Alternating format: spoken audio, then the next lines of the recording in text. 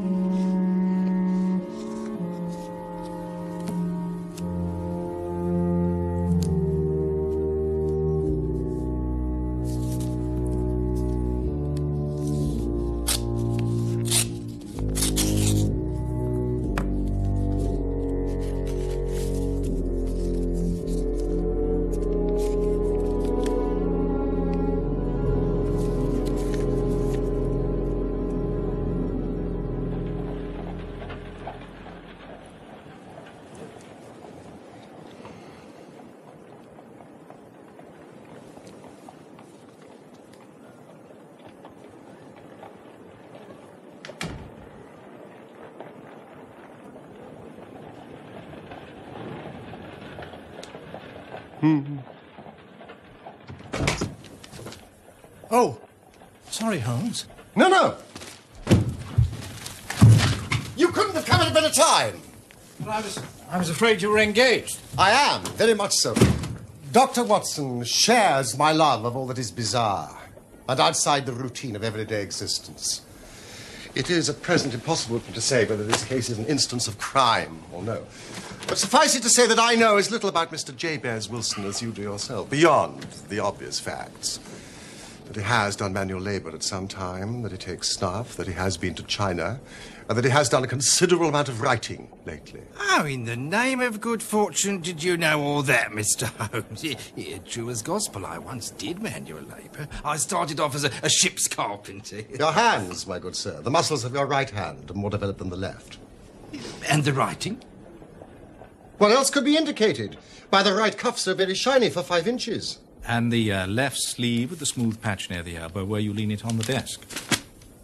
But China? The fish. tattooed immediately above his right wrist. I have made a small study of tattoo marks, Mr. Wilson, and have even contributed to the literature of the subject. That trick of staining the fish scales a delicate pink is quite peculiar to China. When, in addition, I see a Chinese coin hanging from his watch chain, the matter becomes even more simple. Well, I never. I thought at first it was something clever, but now I see there's nothing in it after all. Now, I begin to think that my reputation, such as it is, will suffer shipwreck if I'm so candid. Omne ignotum pro magnifico. Everything becomes commonplace by explanation. Watson, that is a very loose translation. Oh, please, show the doctor that advertisement. Oh, there, you can read it for yourself, sir. To the Red-Headed League. On account of the bequest of the late Ezekiah Hopkins of Lebanon, Pennsylvania, USA, there is a vacancy open which entitles a member of the League to a salary of £4 a week for purely nominal services. All red-headed men, sound in body and mind, and above the age of 21 are eligible. Apply in person on Monday at 11 o'clock to Mr. Duncan Ross at the offices of the League, 7 Pope's Court, Fleet Street. Is this serious? It is a little off the beaten track, eh, Watson? Oh, would you make a note of the paper and the date? Evening Standard of Saturday the 27th of April, 2 months ago. Do try the city. Now, Mr. Wilson, off you go at scratch and tell us all about yourself. Oh, well, gentlemen, I have a small pawnbroking business in Saxe-Coburg Street, near the city. It's not a very large affair, it just gives me a living. I used to keep 2 assistants, but now I just keep the one. And to tell you the truth, I'd have a job to make it pay, but that he's willing to come at half wages so as to learn the business. About 2 months ago... What is the name of this obliging youth? Vincent. Vincent Spaulding. Oh, and he's not such a youth either, Mr. Holmes. It's difficult to say his age, but I couldn't wish for a smarter assistant. You seem most remarkably fortunate in having an employee who comes under the market price. I don't know that your assistant is not as remarkable as your advertisement. Oh, but he does have his faults. And never was there such a fellow for photography, always snapping away with his camera when he should be improving his mind, and then diving down into the cellar to develop the wretched thing. Still, on the whole, he's a good worker and no vice in him. It was he who first showed me the advertisement.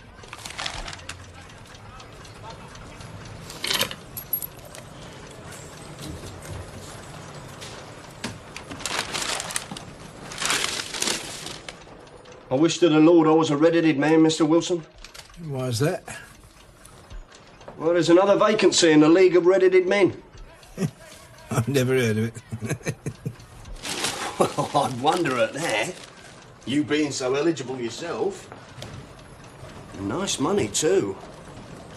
A couple of $100 a year. And the work's slight.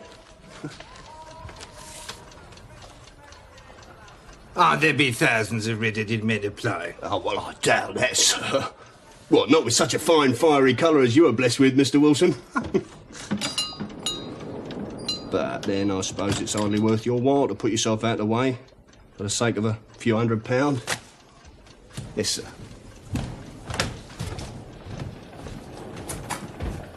Well, I'm very much of a stay-at-home sort of person. Sometimes weeks on end without putting my foot over the doormat.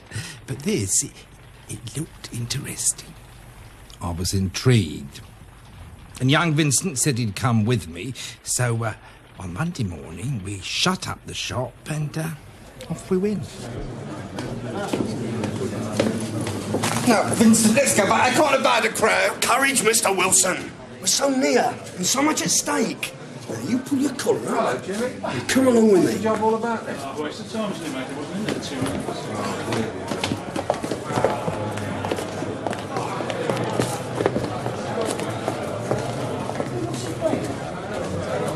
It's 10 o'clock this morning, mate. Oi! Oi! A little less noise, please, gentlemen. Hey, Governor, play the white man. Here. What's your game? Come on. Get out of it! Hey, get out! Hey, Johnson, hey, cue him! Excuse us!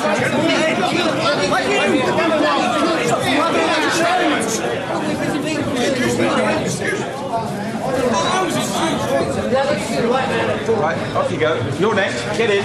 Wait, where are you going? Straight this way out. Come on. This is Mr. Wilson. Right, in you go, Mr. Wilson. Good night, sir.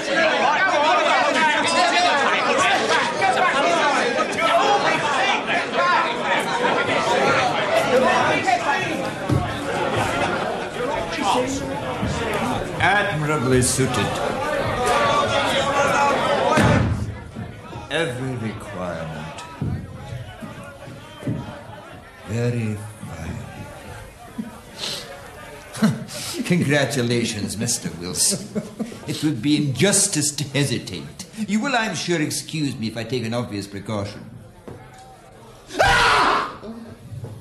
Tears in your eyes. I perceive all is as it should be. We have to be careful. Twice deceived by wigs, once by paint. I could tell you tales of cobbler's wax that would disgust you with human nature.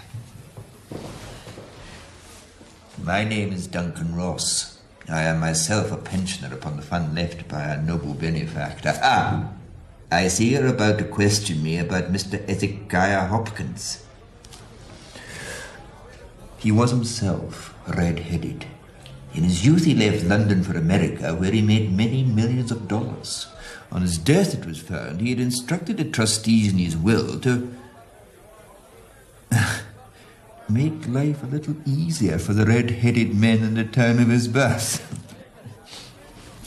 Wonderful colouring. Now, what's your full name, Mr. Wilson? Jéibèz Wilson. Jéibèz Wilson. And are you a married man, Mr. Wilson? Do you have a family? No, I'm a widower. No, I never had any family. Oh, dear. Sad to hear you say that. The fund, of course, was for the propagation and spread of red-headed men, as well as for their maintenance. In another case, the objection might be fatal. However, I think we've got to stretch a point in favour of a man with such a head of hair as yours.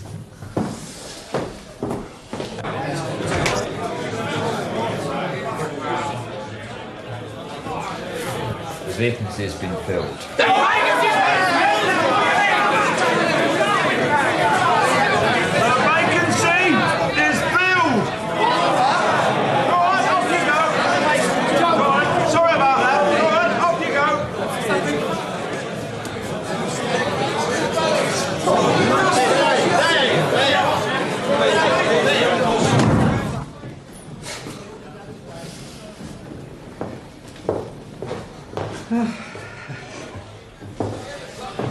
Now, when would you be free to start upon your new duties? Oh, well, it is rather awkward, as I do have a business already. What would be the hours? 10 till 2. Well, the mornings are quiet. Now, I do have an assistant. Yes, that would suit me very well. And the money mentioned, £4 a week. Correct. And the work? Purely nominal. Yes, well, what do you call purely nominal? Well, you have to stay in the office, or at least in the building the whole time. If you leave, you forfeit your whole position forever. The will is quite clear on that point. Oh, I shouldn't dream of leaving. No excuse will avail, neither sickness, business, nor anything else. Here you will remain, or else lose your billet. Oh, no, I am quite clear on that point, but what exactly is the work? It is to copy out the Encyclopaedia Britannica. There is the first volume. You will supply the ink, paper, and pen. We will supply this desk and chair. Now, would you be free to start next Monday morning? Oh, yes, certainly. Then, once again, my congratulations, Mr. Jéibèz Wilson, on the most important position you've been fortunate enough to gain.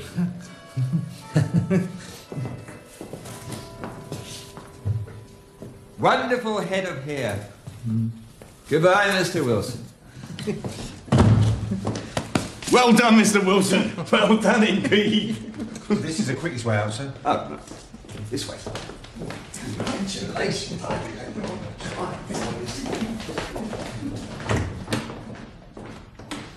When I got home, the whole thing seemed, on reflection, to be quite ridiculous. Quite.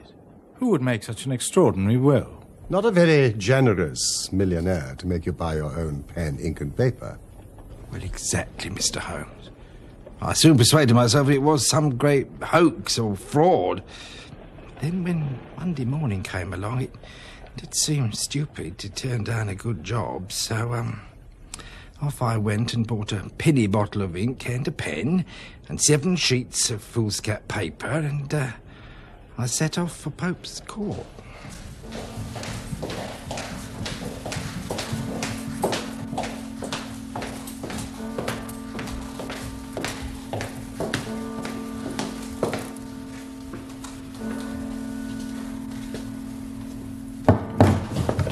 Morning, Mr. Wilson, and welcome on this tour of air. Well, to my surprise and delight, everything was as right as possible. The table was set out ready for me, and Mr. Duncan Ross was there to see I got fairly to work. My employment had truly begun. The schedule never varied. My work started at 10 o'clock and ended at 2 o'clock, with a small break for my lunch at 12:30. Every Saturday at 2 o'clock, Mr. Ross would come in and give me my money, compliment me upon the amount that I'd written, and then we'd both leave. Mr. Ross locking the door after me. Artichokes I find simply fascinating, you know. They have a kind of bloom on them. But Annibal I've also thought was A, but it was H after all. I thought that was very interesting. Good morning.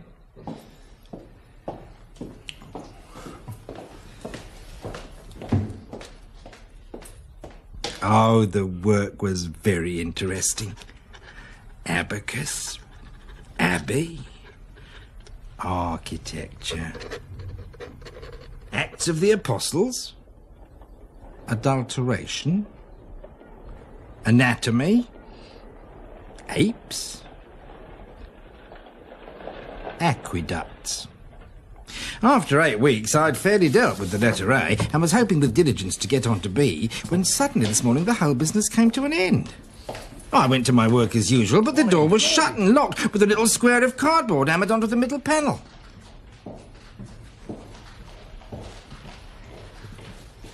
Oh, excuse me. Have you seen Mr. Duncan Ross this morning? Ross? Never heard of a gentleman of that name, sir. And my memory's good. It's very good. It's infallible for names. Ah, the gentleman at number 7. Ah, the gentleman who is red-headed. Yes, yes. Gone. Gone? Mr. William Morris, a solicitor using my room as a temporary convenience until his new premises were ready. Moved out yesterday. Paid in full. Doesn't owe a penny. William Morris? Where can I find him? Where his new office is. William Morris. 17 King Edward Street. Near St. Paul's. Oh, thank you.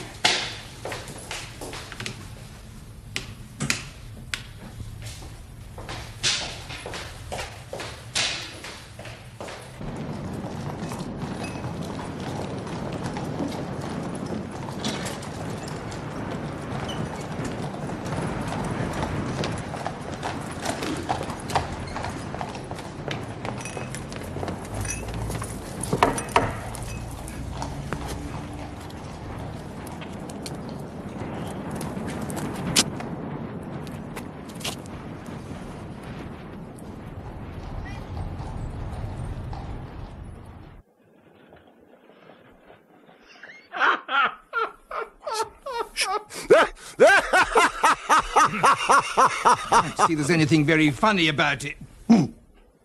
If all you can do is laugh at me, well, I can go elsewhere. No, Mr. Wilson, please sit down. I wouldn't miss this case for the world.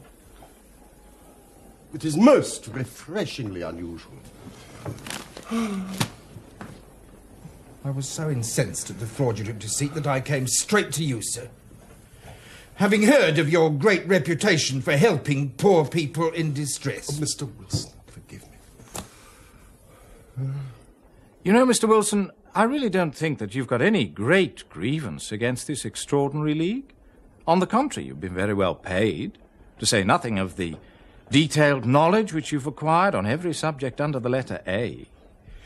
Yes, but what's the object of them playing this prank on me? That's what I want to know.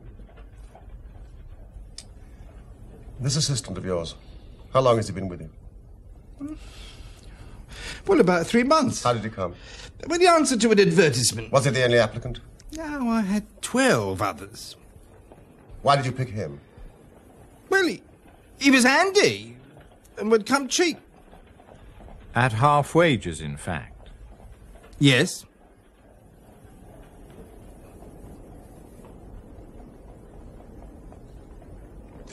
What's he like?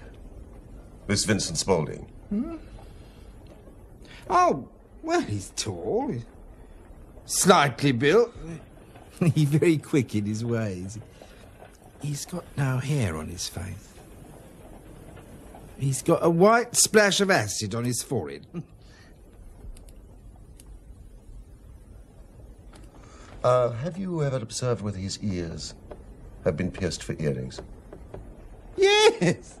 Yeah, he told me a gypsy had done it for him when he was a lad. Yes. He is still with you? Yes. Yeah, I went and just left him. Mr. Wilson.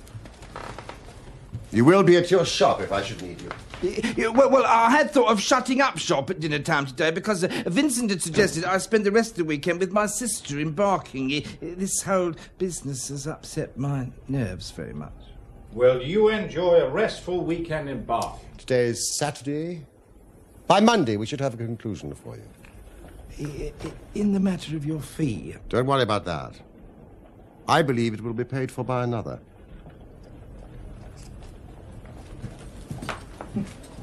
Good day to you, Mr. Wilson.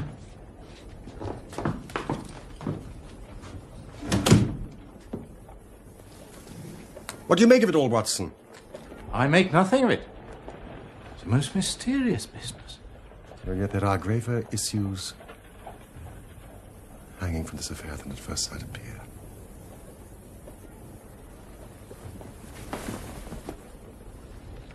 What are you going to do? To smoke. It is quite a three-pipe problem, and I beg that you won't speak to me for 50 minutes.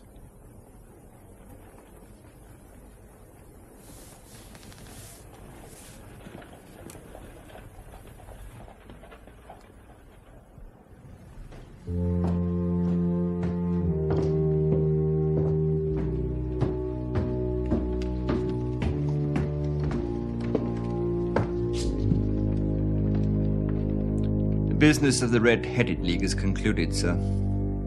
Satisfactorily, I trust? Most satisfactorily, Professor. I am pleased to report. Good.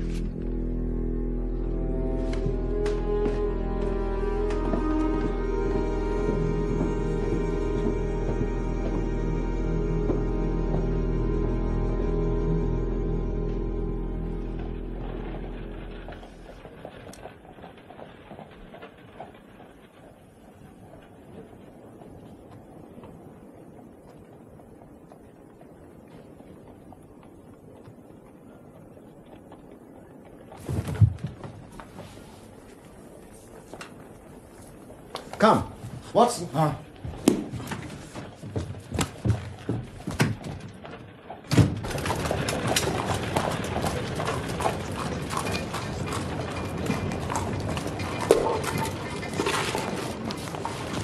Excuse me. Can you tell me the way to the Strand from here? Third right, fourth left. Thank you. Holmes? Holmes, I could have told you that. No doubt, Watson. What is it? And why did you beat the pavement with your stick? Watson, we are spies in an enemy's territory.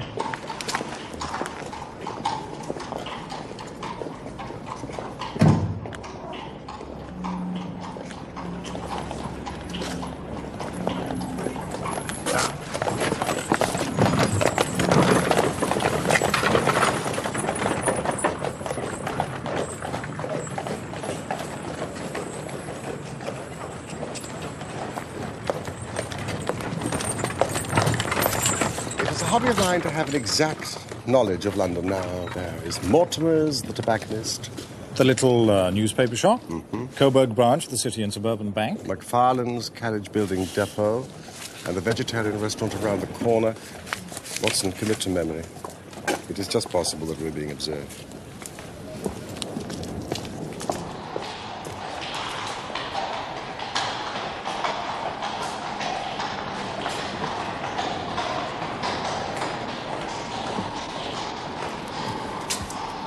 A considerable crime is in contemplation. Today, being Saturday, somewhat complicates matters. But now, Doctor, our work is done. It is time we had some play. Sarasate is playing at the St. James's Hall this afternoon. A sandwich and a cup of coffee? And then off to Violin Land, where all is sweetness, delicacy and harmony. And no red-headed clients to vex us with their conundrums.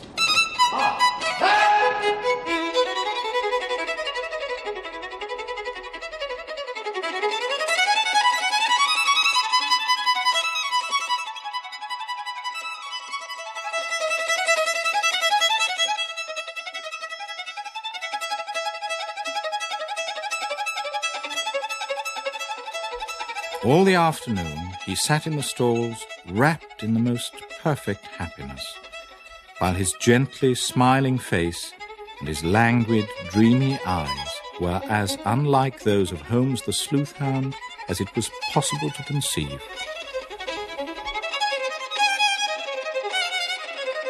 When I saw him, so enwrapped in the music, I felt that an evil time might be coming upon those whom he had set himself to hunt down.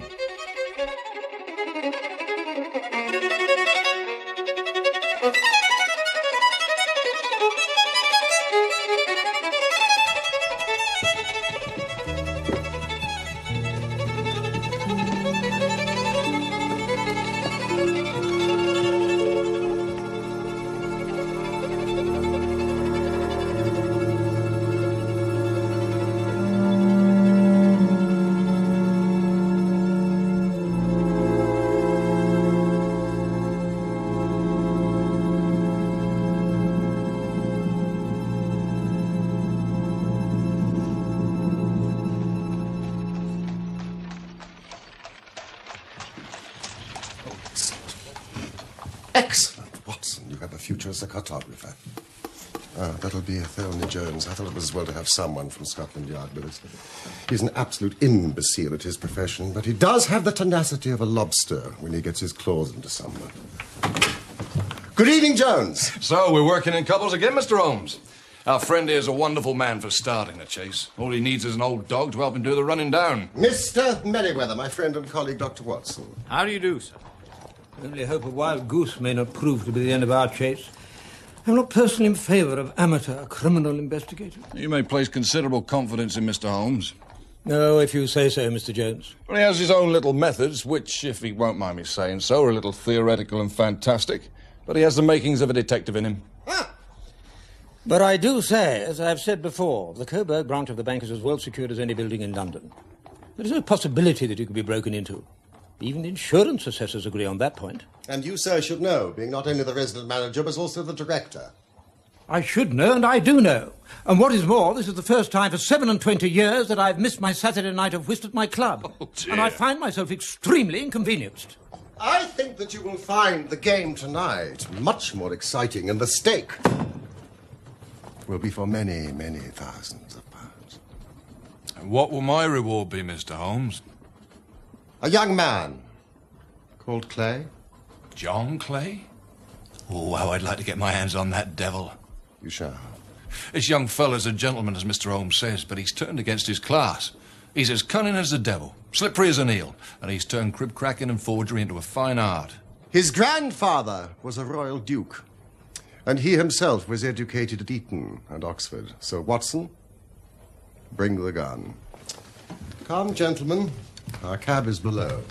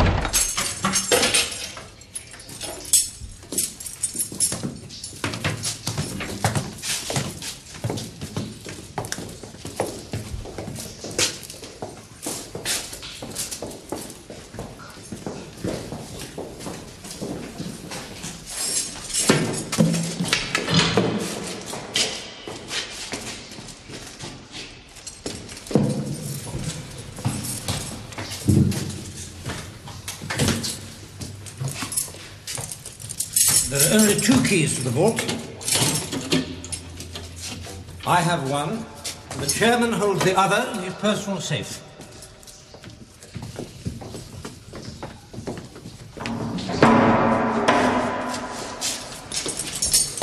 Well, you are certainly not vulnerable from above. Nor from below. Mr. Merriweather, may I ask you to be a little more quiet?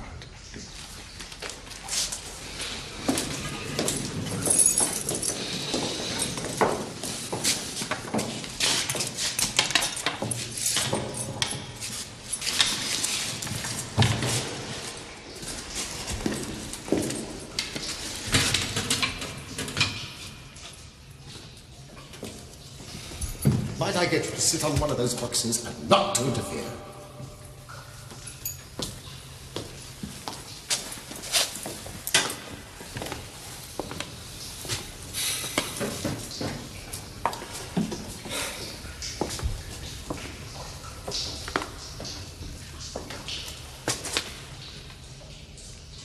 There is no way in which a thief could break into this bank.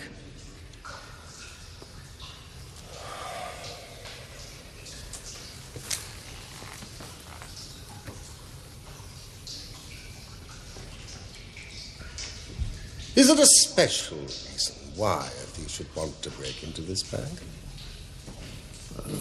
Nothing particularly... Something in the past few months? Something that you have concealed from us? The information I have is confidential, known only to the directors of the bank. It is not to be divulged to members of the public. Not even amateur detectives. Private consulting detective, Mr. Merriweather.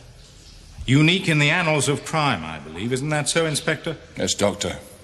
I advise you to cooperate with Mr. Holmes.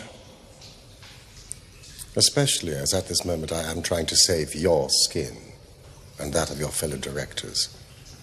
So what is it? Our French gold. We had occasion some months ago to strengthen our resources and borrowed for that purpose 60,000 Napoleons from the Bank of France. Therefore, our reserve of bullion is much larger than is usual in such a branch of the bank. Where is this gold? The crates upon which Dr. Watson sits contain 30,000 Napoleons wrapped between layers of lead foil. May we see it?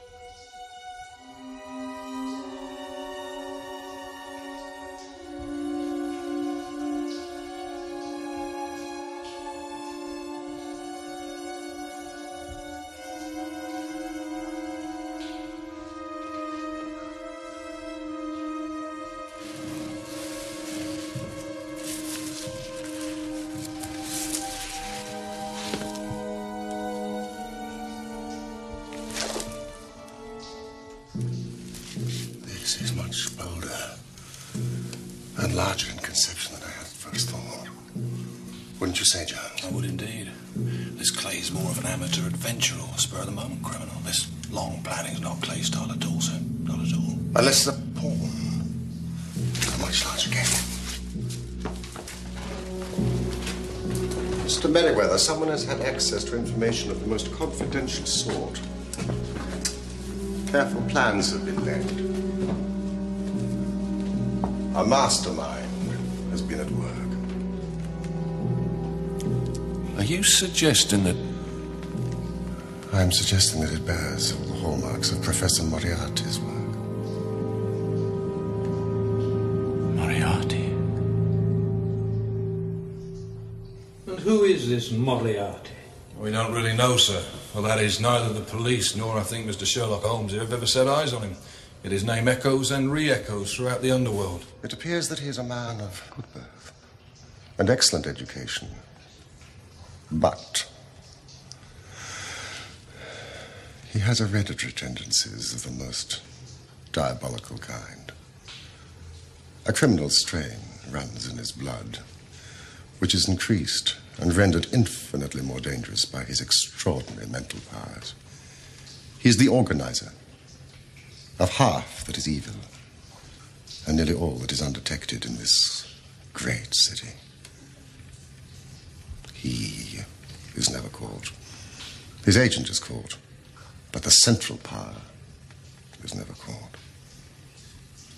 Seldom even suspected. We shall not see the Professor tonight.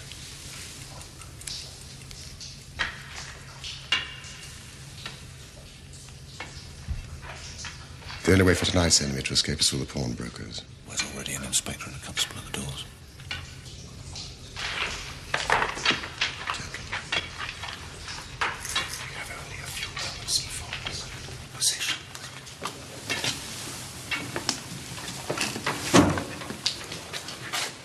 Would you be so kind as to put out this lamp? And sit in the dark? I'm afraid so. We cannot risk the presence of light.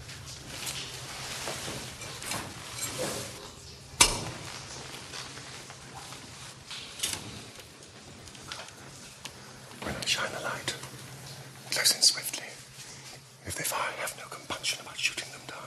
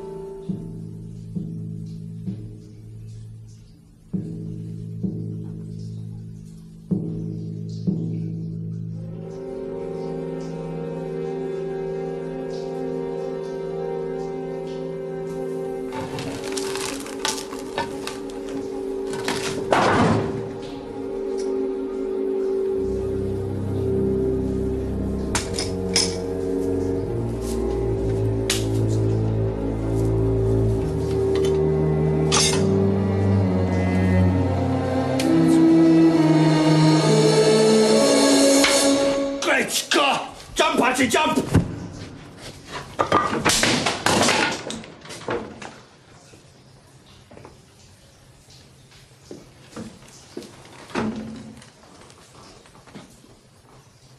It's no good, John Clay. You have no chance at all.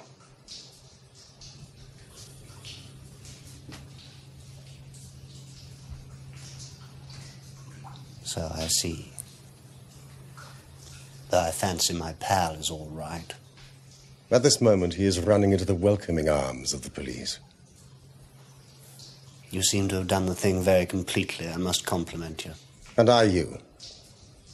I'm Sherlock Holmes, a private investigator. I didn't for a moment suspect you of being a policeman, Mr. Holmes. Come on, hold out, we're off at the Derbies. I beg you to take your filthy hands off me. You may not be aware that I have royal blood in my veins. And be so kind as to say sir and please when you address me. All right. Would you please, sir, mind marching upstairs where we'll get a cab to transport your highness to the police station? That's better.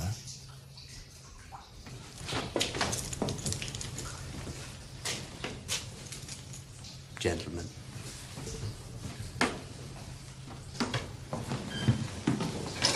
Oh, one question, Mr. Clay. Am I right in thinking that Professor Moriarty was somewhere behind the idea of the Red-Headed League? I suggest you keep that name off your lips, Mr. Holmes, if you value your future well-being.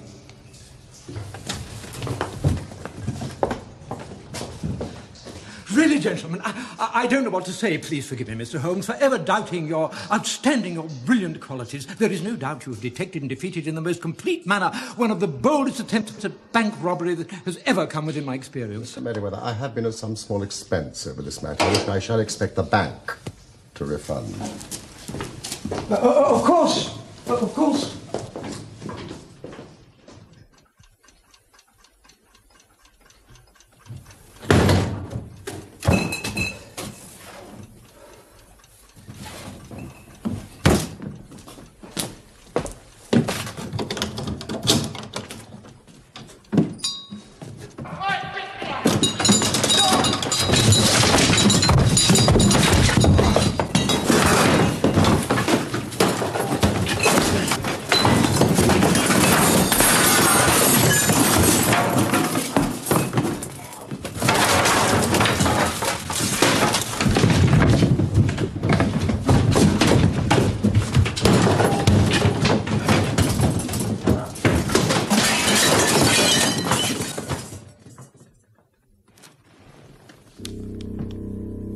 It won't do, you know. It won't do. No, Professor. I'm sorry we failed you. Sherlock Holmes. Holmes is a mere amateur in the field of detection. Still, he seems a clever man. Or a lucky one. And he has a positive talent for getting in my way. Should he be removed? It may be necessary. It would be disappointing. I find him interesting. I believe this is the third time he has incommoded me. If this continues, then certainly something will have to be done to encourage Mr. Holmes either to withdraw or stand clear.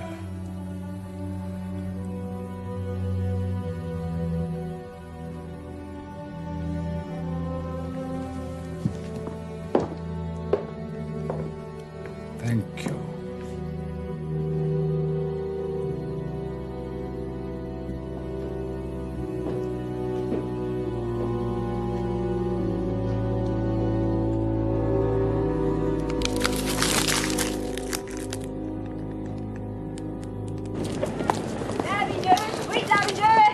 Morning, Constable.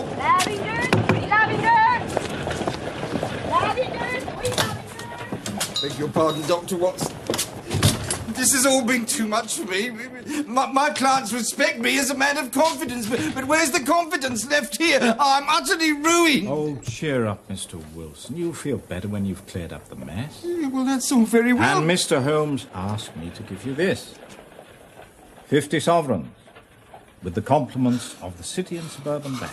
Well, that's fair enough. Oh, Dr. Watson, this is more than acceptable. And my compliments to Mr. Sherlock Holmes. And he sends the same to you, Mr. Wilson. And a word of advice. Next time you engage an assistant, pay him the proper wage. Good day to you.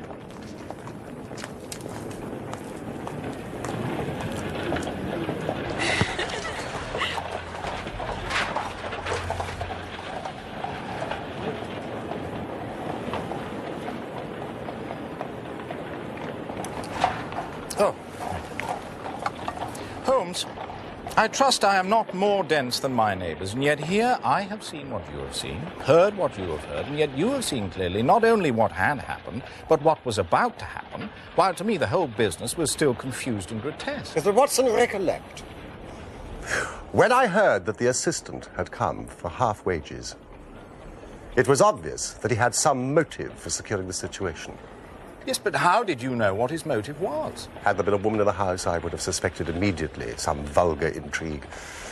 But when I heard from Mr. Wilson about the acid stain and the pierced ears, I knew that Vincent Spaulding and John Clay were the same person. But why was Clay there? The photography gave you the clue. Exactly. The cellar. He was working on something in the cellar. Something which took many hours a day. For 2 months on end, he was tunneling. But where to? When I tapped my stick on the pavement in the street that day, I was ascertaining whether the tunnel stretched in front or behind the building. It was in front, towards the bank. Could you tell me the way to the Strand from here? I recognized Clay immediately and delayed him to have time to examine his knees. They spoke clearly of many hours of tunneling, no doubt linking up with the maze of sewers beneath Saxe-Coburg Square. When they closed the Red-Headed League offices, it was a sign they no longer cared about Jabez Wilson's presence. In other words, the tunnel was complete. And that they would make the attempt on the Saturday was just a guess. Wilson, you disappoint me. I never guess. Saturday is an excellent night for stealing bullion. It gives you a full day to escape. Thank you, gentlemen. Thank you. Oh, you've reasoned it out beautifully, Holmes. It's so long a chain, and yet every link rings true. It saved me from ennui. You know, sometimes I think that my whole life is spent in one long effort to escape from the commonplaces of existence. No. You are a benefactor of the race, Holmes. Well, maybe it is of some little use after all. L'homme c'est rien. L'œuvre c'est tout. As Gustave Flaubert wrote to George Sand.